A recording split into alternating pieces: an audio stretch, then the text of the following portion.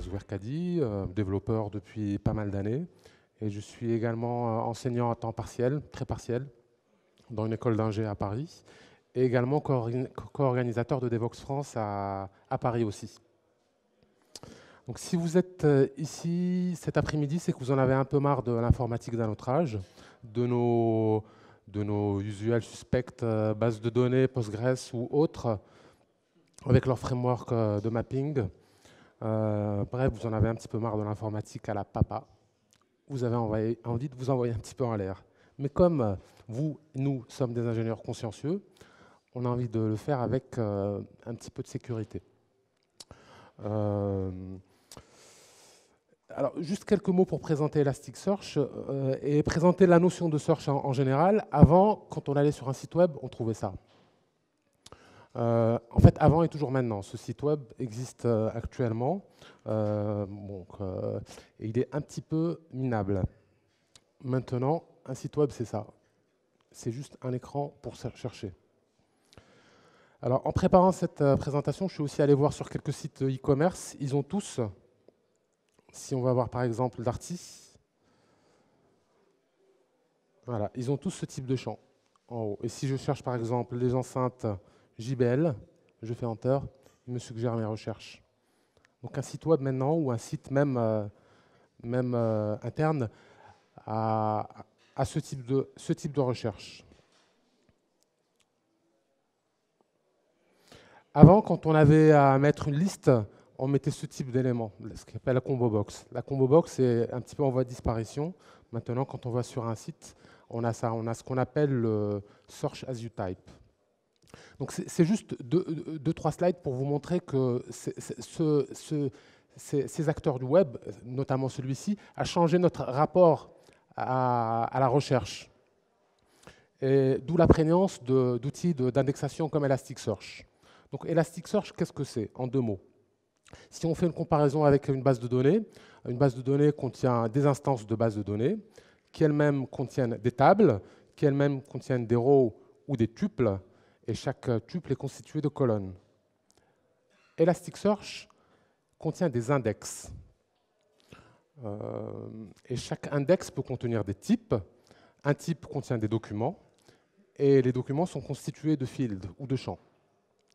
Ça, c'est typiquement un document que peut contenir Elasticsearch, et ça sera le document que j'utiliserai pour la démo. Donc il y a quelques slides de présentation, et après je passe en full coding. Elasticsearch, qu'est-ce que c'est aussi? Et en tout cas, qu'est-ce qu'Elasticsearch a amené? Donc, le cœur d'Elasticsearch, c'est Lucene, auquel Elasticsearch a rajouté la distribution. C'est-à-dire que, en fait, là, c'est la requête qui permet de créer un index avec 3 shards. Alors, si on voit comme ça, c'est un petit peu mieux. C'est-à-dire qu'au lieu d'avoir un seul Lucene, il va le fragmenter en 3 Lucene, un par nœud, qui seront des shards autonomes. Elasticsearch a également rajouté la répartition. Alors, de la même façon, j'ai mis à droite la requête REST qui permet de créer les réplicasets. Donc, on a la distribution avec 3 shards et la réplication, ce qui fait qu'on adresse la charge et on adresse la tolérance aux pannes. Donc là, typiquement, on peut perdre 2 nœuds et conserver l'accès aux données. Pour accéder à Elasticsearch, on peut le faire avec différents langages de programmation. Alors ça, j'ai pris la liste du site d'Elasticsearch. Donc là, étant donné que je fais la démo en Java, j'ai mis Java en avant, mais on peut le faire en JavaScript, en Groovy, etc. Il y a même des API Scala ou autres pour accéder à Elasticsearch. Donc ces clients, comment accèdent-ils à Elasticsearch? Ils y accèdent de 2 façons. Il y a ce qu'on appelle le mode node client, c'est-à-dire qu'on va créer un nœud embarqué qui va se connecter à votre cluster. Alors bien évidemment, ce mode de connexion a des contraintes réseau. Le deuxième mode de connexion, c'est le mode transport. Donc le mode transport, on donne donc à l'API une liste, un ou une liste de nœuds, et le client va se connecter en round robin à la liste de nœuds que vous avez donnée. la liste, comment dire, donc le fichier JSON que je vous ai montré précédemment. Voici son mapping. On va dire c'est l'équivalent du DDL d'un document qui va être stocké dans Elasticsearch. Alors, je vais rentrer dans la démo dans 2 slides. Juste en dépendance Maven pour accéder à Elasticsearch, il y en a bien entendu beaucoup plus. Alors, j'ai mis en lumière C2, la version d'Elasticsearch que vous utilisez, et la factory qui va me permettre de me connecter à Elasticsearch. Donc, cette factory a été développée par David Pilato qui travaille chez Elasticsearch. Donc moi, je la trouve sympa parce qu'elle vous, comment dire, elle vous enlève le travail de création d'une factory pour accéder à Elasticsearch. Donc, comme je l'ai dit tout à l'heure, le mode embedded est le mode qui sera mis en valeur aussi bien pour les tests unitaires que quand on utilisera le mode node client. Le projet dont je me sers pour illustrer la démo a l'architecture suivante. Donc il y a 2 composants principaux, 2 jars, un jar NoSQL et un jar qui contiendra le modèle métier. Tout ceci est embarqué dans un WAR qui exposera une API REST que je vais, si le temps me le permet, attaquer via un client Angular. Et on va passer à la démo. Donc dans la démo, je vais la faire en 3 étapes. Test unitaire, test d'intégration et test avec Docker. Et enfin, accès via l'appli PhoneCat, qui est l'appli démo d'Angular pour apprendre Angular. Donc première chose à faire, quand je veux faire mon test à Elasticsearch, il faut que je crée l'environnement nécessaire pour faire le test. Donc j'ai une classe qui est une classe abstraite que je run with Spring. Voilà.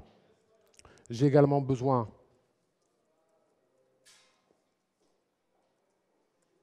d'un client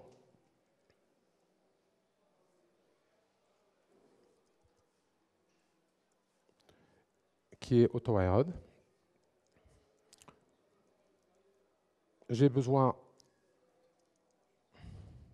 d'une application contexte. Est-ce que vous voyez bien tous? Je vais vous montrer l'usage que j'en fais dans quelques instants. Et j'ai besoin d'un object mapper Jackson pour envoyer les données que je vais stocker dans Elasticsearch. Alors il existe des librairies des espèces d'ORM pour NoSQL, mais s'il s'agit juste d'envoyer du JSON à une base NoSQL, je ne vois pas trop l'intérêt d'un ORM. Le JSON, je peux le créer moi-même et l'envoyer.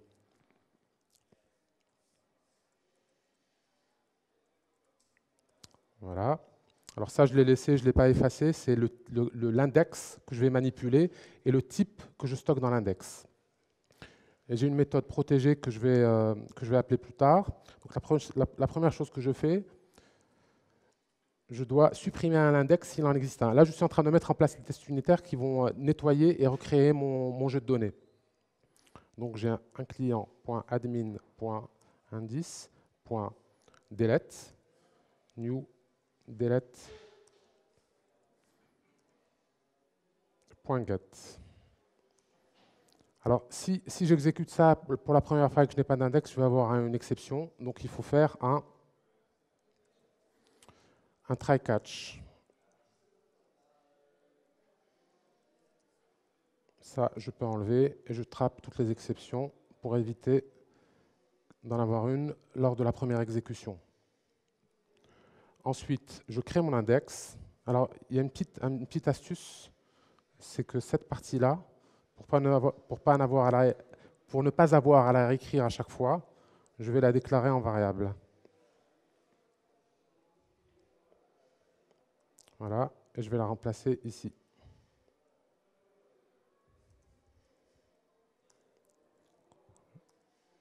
J'appelle toujours cette variable, et là, je vais créer l'index avec une requête create index request. Je lui passe l'index que je souhaite créer. Non, pas une action get, parce qu'action get, c'est asynchrone. Get.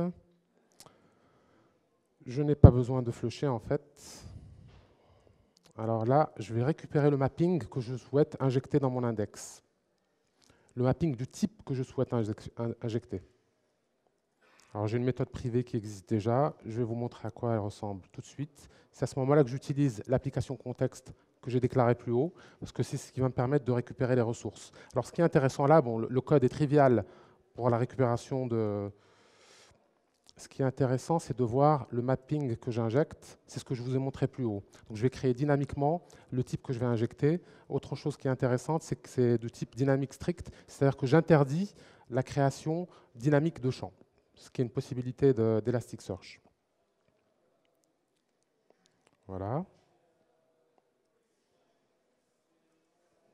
Je retourne à ici, et là, j'injecte mon mapping dans l'index. Donc, prépare put mapping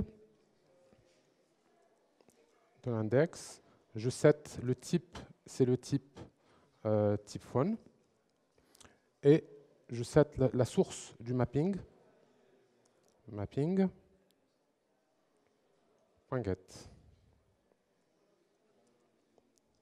Voilà. Alors là, j'ai un index et un type qui ont été créés. Je peux injecter mon jeu de données. Pour injecter mon jeu de données, il y a ce qu'on appelle en Elasticsearch les requêtes de type bulk ou en lot, que je fais comme ceci, avec un bulk request builder, BRB, égale ESClient.prepareBulk. Donc là, j'ai récupéré mon objet. À cet objet, je vais rajouter. Donc j'ai préparé un petit peu le travail. Il y a déjà une méthode privée qui fait ceci. Donc en fait, elle crée une instance d'objet que je souhaite injecter dans Elasticsearch. Elle crée une index request qui prend en paramètre l'index, le type et l'identifiant de l'objet que je souhaite créer. Elasticsearch a deux modes de création des objets. Soit on lui donne, on lui fournit l'identifiant, soit on le laisse lui le créer. Moi, j'ai fait le choix de fournir l'identifiant. On transforme l'objet en JSON et on l'ajoute à l'objet index request. Et enfin, on le rajoute à l'objet bulk request builder. Et on refait cette opération n fois. N devant être raisonnable aussi bien en production qu'en développement, étant donné qu'on travaille en embarqué. Donc, je reviens à ma méthode. Et là, j'obtiens un résultat dans une bulk response. Je l'obtiens à partir de brb.get. Voilà. Alors, il y a un premier test qu'on peut faire ici. On peut vérifier qu'on n'a pas d'erreur dans l'objet retourné, en testant sa méthode hasFailures. Voilà. Et le refresh est très important parce que c'est ce qui permet de vraiment charger toutes les données pour que votre environnement soit prêt. Donc, c'est grâce à un index prepare-refresh. On lui donne en paramètre l'index et on fait un get. Voilà. Là, j'ai préparé mon jeu de données pour mon test. Donc, on va aller dans la classe de test proprement dite. Donc, elle a un contexte configuration dans lequel j'ai ce setConf. Alors, je vais vous montrer juste 2-3 choses intéressantes dans ce fichier. Ce qui est intéressant ici, c'est qu'on a c'est assez visible, un petit peu plus gros. On a, comme je vous ai dit, en environnement de test unitaire, on crée un nœud. Là, on crée tout ceci via donc, le projet de la factory de David Pilato. Et donc, on crée un nœud et on affecte le nœud à un client. Et les properties qui vont être utilisées durant ce test, c'est les suivantes. Ah, j'ai un petit bug. Je vais le chercher comme ça. Ce qui est intéressant ici, donc, mis à part le nom, le nom du cluster et le nom du name que je crée dynamiquement, est quelque chose qui est très important pour dire à Elasticsearch qu'on travaille en mode embarqué, et c'est cette information-là. Index.store.fs .enable égale true. Alors, jusqu'à la 1.4, c'était ça qu'on utilisait, et maintenant, c'est ça qu'on utilise. Autre chose qui est important, Pareil, mis à part les chemins pour mettre les fichiers temporaires qui, dans mon cas, sont sous target. Donc, je suis vraiment dans un environnement test unitaire. C'est qu'on peut fixer un nombre de shards et un nombre de réplicas, comme je vous ai expliqué tout à l'heure. Et comme en environnement test unitaire, il faut prendre un shard et 0 réplica. On n'a pas besoin de tester une archi complexe. Donc je reviens à mon test. Donc j'ai configuré, voici la conf, et on va faire un premier test unitaire qui valide juste que j'ai bien chargé mon mapping. Alors, @test, donc validate mapping.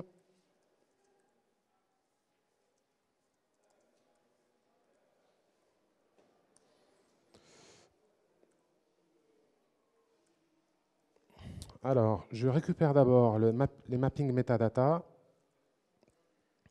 avec la requête suivante. Elle est un peu compliquée, mais c'est comme ça que ça marche. Hein. Je me contente juste d'appeler l'API Elasticsearch. Donc, on a un ES client, je récupère l'admin, ensuite l'indice, ensuite je fais un prépare get mappings, je fais un get dessus, je fais un get mappings, et à partir du get mappings, je lui dis sur quel index je travaille sur index catalogue, et sur quel type de cet index je travaille. Donc je travaille sur le type phone, c'est ce que j'ai créé précédemment. Et je ferme. Voilà, j'ai récupéré. Et donc je transforme ces métadatas en chaîne de caractères égale. Alors on fait un new string parce qu'on va récupérer un tableau de bytes. Donc metadata.source.uncompressed. Voilà. Et à partir de là, je peux valider mon mapping avec des asserts. Assert date.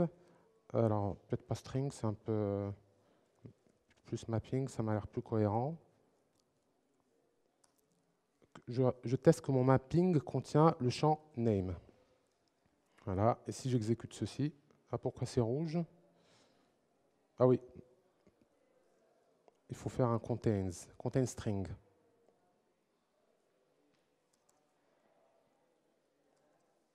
Voilà. Et là, je peux faire mon premier test. Donc ça, c'était mes tests pour préparer la démo. Et si je roule, normalement, ça devrait être vert. Donc là, je suis vraiment en environnement test unitaire. J'ai testé mon mapping et sans accéder à quoi que ce soit. Alors, je vais juste vous montrer quelque chose, prouver que le refresh est important. Si je le mets en commentaire, il est ici. Si je réexécute le test, s'il ne plante pas là, il plantera ailleurs. Je ne referai pas la démo, mais bon, en fait, ce n'est pas sur celui-là qui plante, c'est quand on commence à faire des lectures et des choses comme ça. C'est pas, comment dire, ça risque de ne pas être déterministe. Alors, si j'exécute, alors c'est toujours pareil pour aller vite. J'ai fait un ensemble de tests pour la démo où j'ai deux méthodes, une méthode match préfixe et une méthode match tout court. Et je vais lancer la série de tests pour vérifier que mes tests sont bons et que l'ensemble de mes couches fonctionne correctement. Ah, voilà, vous voyez là j'ai laissé alors la méthode abstraite. Voilà, j'ai laissé la méthode abstraite commentée. Il n'y a plus rien qui passe. Si je réexécute, normalement, une partie devrait passer au moins. Voilà. Donc ça, en fait, c'est quelque chose qui est un peu difficile à trouver quand on commence à manipuler Elasticsearch, mais cette commande est importante. Par contre, j'ai trois tests qui ne passent pas, donc on va aller voir à quoi ils ressemblent et qu'est-ce qu'ils testent. Donc j'ai les méthodes searchItem, searchItem1, searchItem2. Est-ce qu'ils concernent tous la même méthode? SearchItem, c'est le service searchItem, ici. SearchItem1, la méthode searchItem aussi. Et celui-ci, voilà, searchItem. Donc j'ai un problème avec ce service. Si je veux voir le DAO où il y a le code correspondant, searchItem, il y a un développeur facétieux qui me renvoie un nul. Donc ça va nous permettre de manipuler l'API Java pour faire de l'Elasticsearch. Alors, ce que je veux, c'est une liste. Je suis un peu fainéant.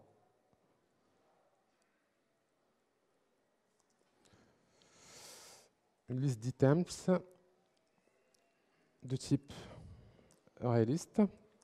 D'accord. Ensuite, j'ai besoin d'un query builder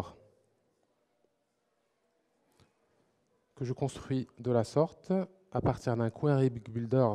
Alors, la requête que je veux faire ici, c'est une requête de type match query qui prend deux paramètres.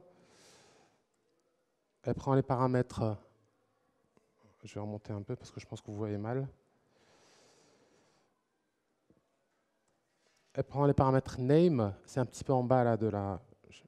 Là, on ne peut pas agrandir. Un paramètre name qui est le nom du champ sur lequel porte la recherche et le champ à chercher. Donc le champ sur lequel porte la recherche, c'est le champ name. Le champ à chercher, c'est le champ keyword que je passe ici en paramètre. Là. Keyword. Et une fois que j'ai fait ma query, il me faut un objet de type search response que j'obtiens comme ceci à partir de l'ES-client. J'ai un trou, donc comme j'ai un petit pense-bête, ouais, c'est ça, prépare search, index catalogue, .set la query que j'ai construit plus haut, .set le type. Alors je vais mettre même le type avant, ça semble plus cohérent. Donc le type, c'est le type phone. La query SCT. Alors Elasticsearch peut contenir des millions de documents, énormément de documents, et donc par défaut, il pagine.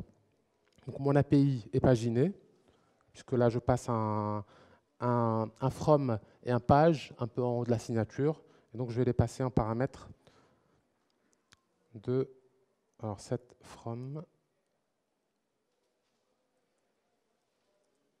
set size, et c'est mon paramètre page. Voilà, et je fais le get. Donc là j'ai fait ma requête à Elasticsearch. Je peux commencer à récupérer les éléments retournés. Je les récupère de la sorte dans des search hits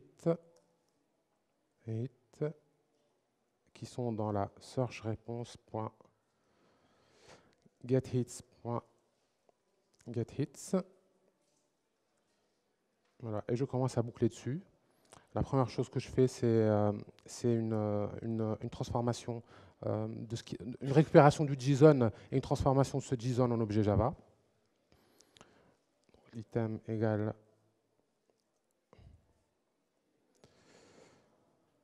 read value du hit. Le hit contient le source à string, c'est le JSON finalement de la réponse.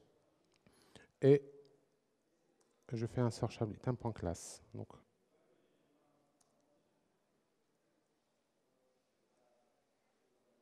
qu'est-ce que j'ai là? Un petit effet démo. J'ai un petit.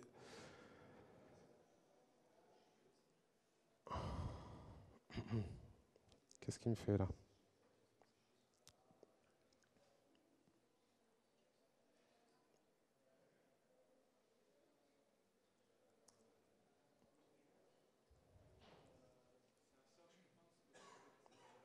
Ah oui, search réponse, oui, merci. C'est un search item, exact. Merci. Searchable item.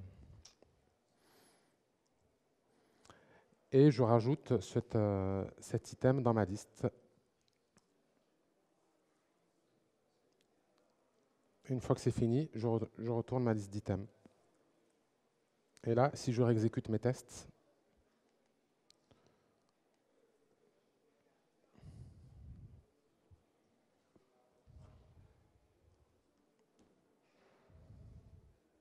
voilà. Donc, moi je trouve. Alors, juste une parenthèse, en fait, j'ai pas mal bidouillé pour trouver quelle était la meilleure solution. Je ne dis pas que ce que je propose est la meilleure solution, Mais enfin, j'ai essayé ce que propose notamment la librairie de Spring de David Pilato, qui a beaucoup de conventions over configuration, mais je trouve qu'il s'embrouille un peu dans le ClassPass. Là, comme ça, je fais pas mal de choses manuelles, mais je suis sûr que je maîtrise mon environnement. Donc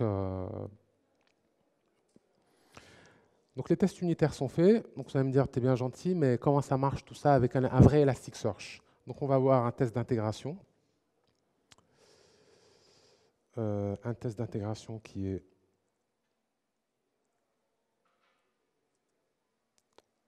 On va juste voir la configuration pour ceux qui n'en ont jamais fait. La configuration Maven. Parce que c'est essentiellement une configuration Maven. Après, le reste, c'est du Java pur.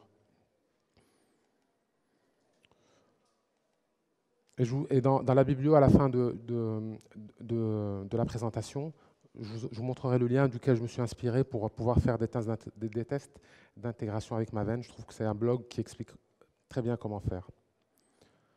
Donc, il y a deux profils. Voilà, il y a un profil dev,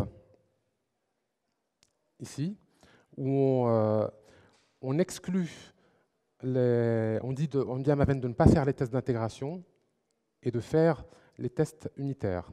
Et il y a un profil intégration test, où on fait l'inverse. D'accord? Et on définit aussi les sources où sont situées les classes Java et les ressources pour les tests d'intégration. Donc ils sont sous SRC intégration test Java. Et quand on va voir dans le projet, mon test d'intégration, il est dans le composant ici, SRC intégration test Java. Voilà, il est ici. Et ce test va taper sur un Elasticsearch que je vais exécuter dans quelques instants. Et il est, si je vois les properties, alors là, c'est très très embêtant, pour rester poli.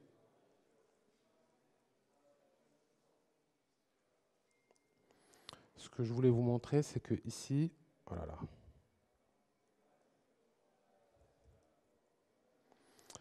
On ouvre le s.properties qui correspond au test d'intégration, et là, je tape sur un Elasticsearch qui tourne sur le localhost. Alors, je vais l'exécuter tout de suite. Et avant de l'exécuter, je suppose que vous avez tous entendu parler de Docker, et est-ce que certains d'entre vous l'ont déjà pratiqué? Voilà. Je vais expliquer en 2 mots ce que c'est pour ceux qui n'en ont jamais fait. En tout cas, pour ma définition à moi, vous avez plein de ressources pour savoir comment ça fonctionne. Docker, c'est de l'infrastructure as code. Et comment dire, c'est de l'infrastructure as code qui est très facilement abordable. Et elle est d'autant plus abordable si vous êtes des bons développeurs ou si vous connaissez bien le noyau Linux. Typiquement, vous installez bien entendu Docker sur votre machine et vous avez différentes façons de créer une image, mais la façon qu'on va mettre en œuvre ici, c'est une description de l'environnement sous format d'un fichier Dockerfile. Donc je vais dire à Docker, tu me crées un Elasticsearch et tu me le lances. Et le fichier qui fait ça est ici. Je le mets dans mon projet. Il est dans les projets ressources. J'ai différentes configurations. Là, on a une configuration mononode pour la version 2.1.2. Et là, ce qu'on dit ça c'est juste la façon de le lancer. On dit à Elasticsearch, à Docker, va me chercher une version 2.1.2 d'Elasticsearch et installe-la moi.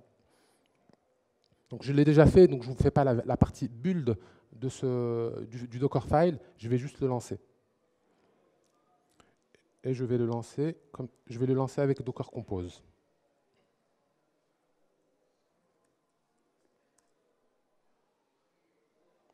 Donc la partie build a été déjà faite. Et là, normalement, j'ai un Elasticsearch qui tourne. On va le vérifier tout de suite. Donc il tourne sur le port 8200 en HTTP et 9300 en TCP. Donc là, j'ai un nœud Docker qui tourne. Et alors, le catalogue, je l'ai déjà créé. Je vous montrerai comment je le crée à la fin si j'ai le temps. Et donc là, si je fais mon test d'intégration avec Maven, donc je vais dans le projet catalogue NoSQL et je fais un MVN verify avec le profil intégration test. Quand on le fait avec un IDE, que ce soit Eclipse ou IntelliJ, il s'embrouille un petit peu et il ne trouve pas le ClassPass, il faut rajouter le ClassPass manuellement. Si vous le faites avec Maven, vous n'avez même pas besoin de faire cette manip. C'est pour ça que je ne vous fais pas la démo avec IntelliJ. C'est un petit peu long parce que là, il se connecte au nœud qui tourne en localhost. Pendant qu'il tourne, on va voir ce que fait le test.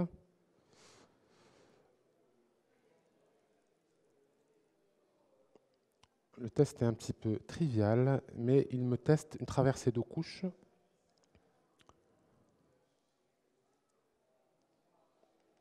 Donc voilà, modulo mise en place d'environnement.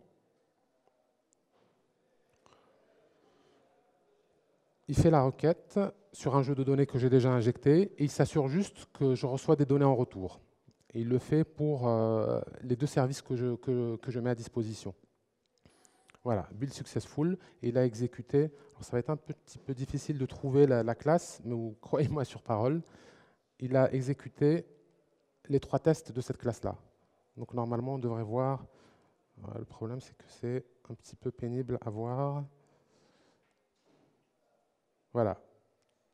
Test run 3, failure 0, error 0. Et là, j'ai bien 3 tests, search item, search match phrase, search match phrase. Voilà. Alors vous allez encore me dire, ton test d'intégration, c'est bien gentil, mais est-ce qu'on est sûr que ton API elle marche quand on l'embarque dans un Tomcat? Donc là, on va faire la dernière phase d'intégration en supposant que vous ou que nous sommes des fournisseurs d'API et on fournit à quelqu'un une API prête à l'emploi. Il a besoin juste de cliquer et de pouvoir tester l'API JS, l'API des deux recherches. Bon, il freeze un petit peu.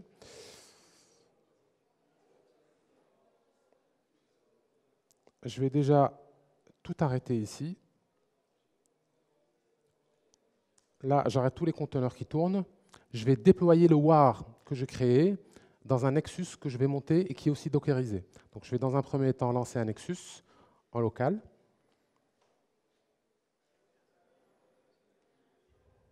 Donc là, il va mettre un petit peu de temps à se lancer.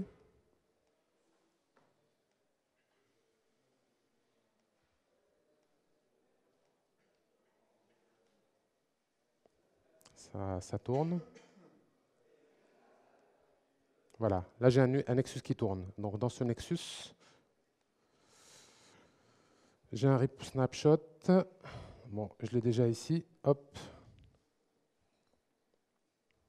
Si je rafraîchis ici, je vais avoir rien du tout parce que j'ai pas encore déployé le WAR le WAR sur lequel je travaille. Donc on va. Je suis où? Je suis dans le catalogue NoSQL. Non, là je vais aller dans là où je stocke le WAR, qui reste. Voilà, et je vais faire un mvn deploy. Mvn deploy.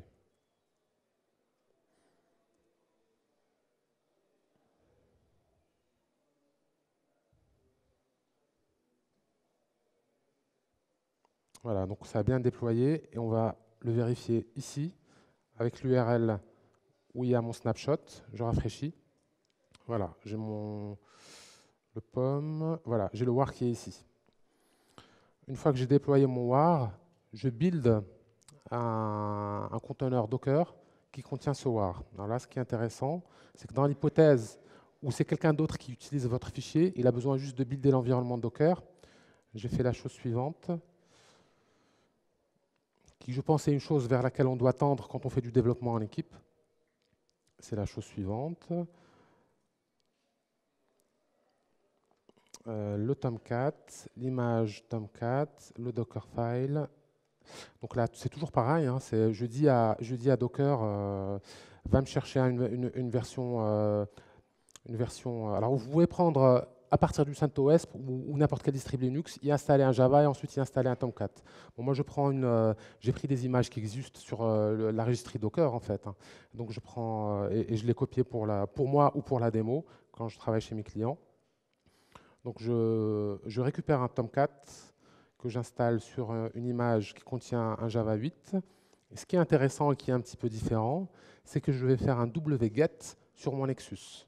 C'est-à-dire que la personne qui va utiliser mon fichier, mon environnement Docker, elle va taper sur la version que j'ai déployée.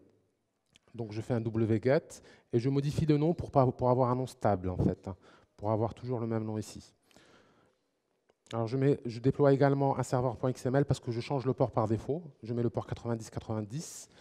Et je déploie également un contexte.xml parce que Docker, l'adresse IP sur laquelle utilisera Docker, elle change selon que c'est un environnement Docker ou un autre environnement. Si on voit, et je suis obligé de mettre l'adresse IP de la machine. Et donc si je build ce conteneur de la sorte, la commande elle est déjà là. Alors attendez, je vais faire un clear pour qu'elle soit en haut.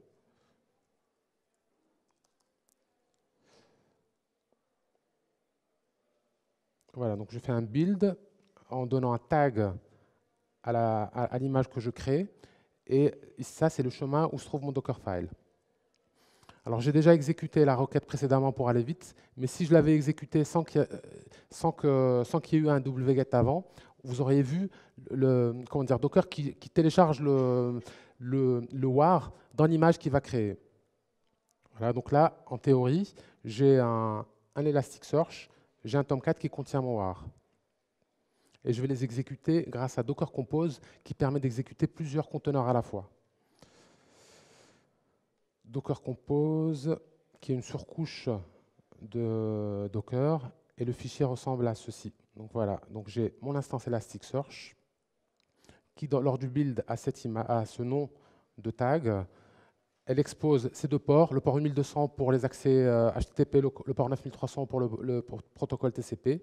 Et j'ai également un Tomcat qui est linké à Elasticsearch. Bon, ça, je pense que c'est même pas nécessaire. Et par contre, j'expose le port 90-90. Et donc, je vais faire un docker up de tout ceci.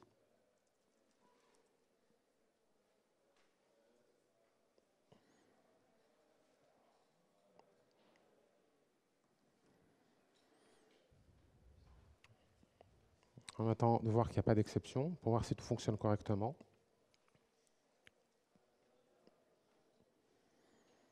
Ça mouline un petit peu le temps que le war se charge. En attendant, c'est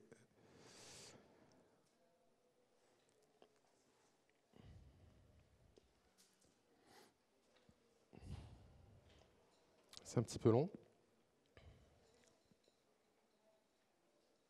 On attend. Voilà, donc j'ai l'impression qu'il n'y a pas d'exception. Donc tout s'est bien déroulé. Quand on va voir ici, hop, voilà, si je change ici, j'enlève, hop, voilà. Et donc là, mon API, si quelqu'un est client de mon API, j'ai besoin de lui donner juste un fichier Docker. S'il a accès au Nexus, il peut tout de suite utiliser l'API que j'ai créée. Et là, je vais plugger un client qui va utiliser mon API. Donc, le client que je vais utiliser, c'est l'application démo Angular Phone 4 que vous pouvez trouver sur le net et de laquelle j'ai pris le modèle que j'ai utilisé pour cette démo Elasticsearch. Alors, là, c'est ici, clear, je la lance. npm start.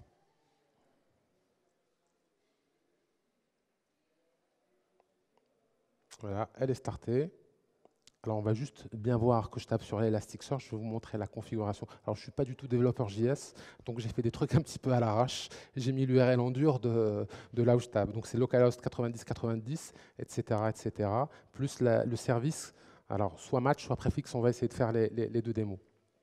Si je vais sur l'appli Phone4, hop, voilà, là, j'ai rien du tout. Si je tape Samsung, voilà, Samsung j'aime. Voilà. Donc là, c'est une requête de type voilà, match. Et si je change ici, hop, je commente, CTRL S. Je pense que c'est une requête préfixe plutôt. J'ai dû pas sauver en fait.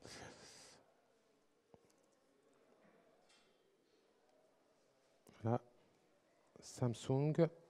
Non, là, il n'y a rien du tout parce que ça n'existe pas. Et si je mets j'aime, Voilà, oui, c'était bien ça, hein. C'est une match, et si je mets une requête de type préfixe, c'est-à-dire qu'il va chercher vraiment ce qui commence par et exclure ce qui n'est pas dans ces champs-là, ce que j'ai montré il y a quelques instants. Je pense que je suis quasiment au bout. Quasiment au bout. Alors, juste quelques slides de conclusion. En fait, l'idée pour moi dans cette démo et le message que je voudrais faire passer, c'est que, c'est pas tant Elasticsearch qui compte quand on travaille en équipe.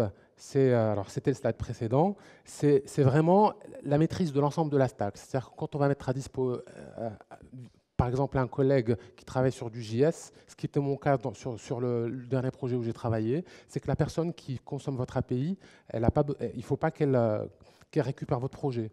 Et si vous maîtrisez toute cette stack, c'est-à-dire Elasticsearch, mais également Java, en mettant à dispo une API comme vous souhaitez, là j'ai fait en Spring, mais il y a des moyens plus simples de le faire. Et également, très important, une usine logicielle, donc avec un Maven, un Nexus ou autre, en tout cas un repo qui stocke vos jars. Et la dernière couche qui, à mon sens, est extrêmement importante, c'est quelque chose qui fait de l'infrastructure as code. Alors moi, j'aime bien Docker parce que je trouve que la prise en main est facile. Si vous connaissez d'autres outils qui sont plus simples, pourquoi pas. Et ça vous permettra de mieux communiquer avec vos voisins développeurs. Et le deuxième point, nous, développeurs, on aime bien créer, mais on aime bien aussi tuer. Vous avez tous entendu parler, il y a quelques années déjà, de la mort du GoTo. Quand vous parlez avec un développeur JS, il va vous dire toi, tu es un développeur Java, mais Java, c'est mort. Alors, cette requête-là, ce type de requête, select étoile from ma table, champ like, je ne dis pas que c'est une requête qui doit mourir, mais elle n'est vraiment pas adaptée à certains types de recherche.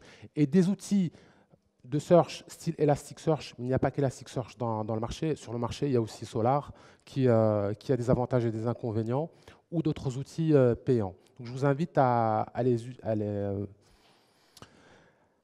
en tout cas, si vous êtes là, c'est que ça vous intéresse. Et Elasticsearch permet de faire ce type de recherche un petit peu compliqué qui nous permet de ne plus faire ce type de requêtes monstrueuses et qui ne sont pas du tout scalables. À la fin de ma démo, je mets une petite bibliographie. Si vous avez un bouquin à lire qui est en ligne au format web, c'est Elasticsearch The Definitive Guide qui a été écrit par 2 gars d'Elasticsearch. Le troisième lien, c'est le lien qui permet de faire des tests d'intégration, etc., etc. Juste une question pour finir. Est-ce que vous serez éventuellement intéressé par le source pour que je le mette à disposition sur GitHub?